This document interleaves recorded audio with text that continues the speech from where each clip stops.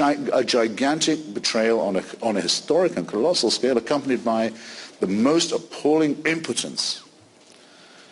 I can't forget how helpless the country felt that day and how abandoned it was, and I never shall. And I don't think anyone ought to be able to or be allowed to. All of you, I'm sure, read Mr. Woodward's book on, or two books on the origins of the war and the consequences of it, where he relies very heavily on Mr. George Tenet of the Central Intelligence Agency. I'll make this my encapsulating anecdote, if you like. You can always tell who's helped Bob Woodward, because if you're described as the aspirant, tough-minded son of hard-scrabble Greek immigrants, you're one of his sources.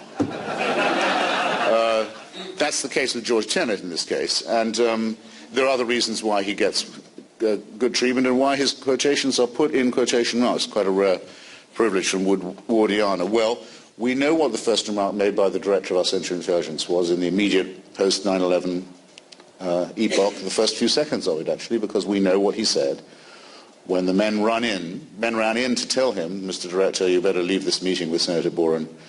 And it wasn't because he was late for his next one, and he had to watch on the television what had happened. And his first remark made by our intelligence establishment in this era we're now in, was the following.